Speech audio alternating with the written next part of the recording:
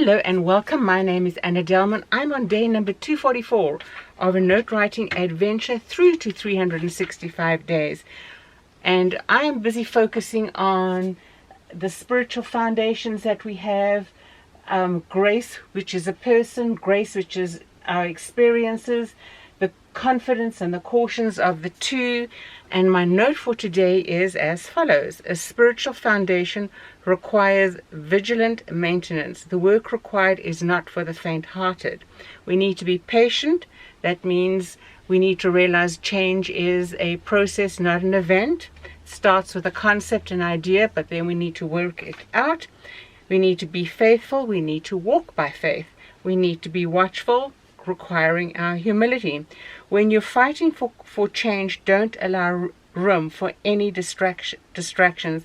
And fighting, friends, it goes down to the Ephesians 6, the armor of God. It is, you are battling, you are attacking yourself, you are fighting with yourself, you are warring with your desires, your wants, for gratification, for stimulation, for excitement, for fun and adventure, which is contrary to what God would want for your life. Those things are hard to do. So today, as I wanted to focus on that, a quick look again at Matthew 7:24 Matthew 7 verse 24 through 27, and we need to pay careful attention. You're not either building your house on a solid foundation or on a sandy foundation. It's not an either or. You strive for one, and with humility you will not allow it to end up on the sandy shore. It is transitional. It changes depending on the experiences. When you put experiences and you're not hedging your thoughts, it's the experiences that are you living by, not the person of grace that is unchangeable. That's the only way that kind of foundation can be steadfast. And that's pretty frightening in a way if you think about it. So everyone then who hears these words of mine and does them will be like a wise man who builds his house on the rock. Who does them? It's an active involvement of us. Our whole volition, we need to drag ourselves, talk to ourselves, yank ourselves right to do what is right. Everyone who hears these words of mine and does not do them, it's your choice, friends. Are you or are you not being vigilant to keep your foundation solid and secure? Now, we all need encouragement along the way. So 1 Thessalonians 5 verse 14, and we urge you, brothers, admonish the idle, encourage the faint-hearted, help the weak, be patient with them all. Are you encouraging yourself? That, as much as it is directing us on how we to treat others, the golden rule is that we to treat others as we would want them to treat ourselves. So also, how are you treating yourself? Are you being patient? Are you encouraging yourself, consoling yourself, and walking side by side yourself with the Word of God guiding you? Galatians 6 verse 9, and let us not grow weary of doing good, for in due season we will reap if we do not give up.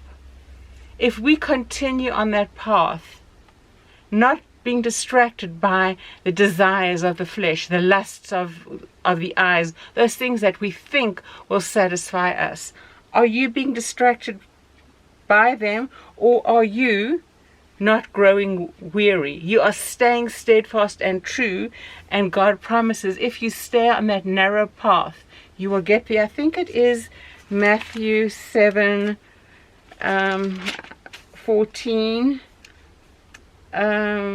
Yes, 13, 14. Enter by the narrow gate, for the gate is wide and the way is easy that leads to destruction, and those who enter by it are many. For the gate is narrow and the way is hard that leads to life, and those who find it are few. Are you one of the few who are striving to go against what everybody else in your community, in your culture, is saying is the way that you should be walking and going, and accepting whatever they say is of God when it's not? Not easy, but it is your choice. Would you rather be alone honoring God, or in a crowded room, the center of attention, or caught up in the fun and the activities of what's going on, and it's dishonoring? What is your choice? Would you rather be alone than listen to stupid conversation which is loud and brash and uncouth? What is your choice? It doesn't mean you stuck up, but you just quietly excuse yourself and quietly enjoy the company of the Lord. Psalm 27 verse 14. Wait for the Lord, be strong, and let your heart take courage. Wait for the Lord. And in I think it would be in all translations, when Lord is spelled in all capitals, it means God, Yahweh. So wait for God. Be strong and let your heart take courage. Wait for God. Let Him comfort you. Be satisfied with His presence. Be satisfied with the quietness of fellowship with Him, the serenity and the grace that comes to it. That, friends, when you're doing that, is the grace of experience, which is changeable. However, it can be sweet and intentionally a blessing when it is focused on grace, the person that is unchangeable, and that is the Lord. So until tomorrow, friends, when we do our review, Sundays I always do a review, I will be back then. So until tomorrow, take care and God bless. Bye-bye for now.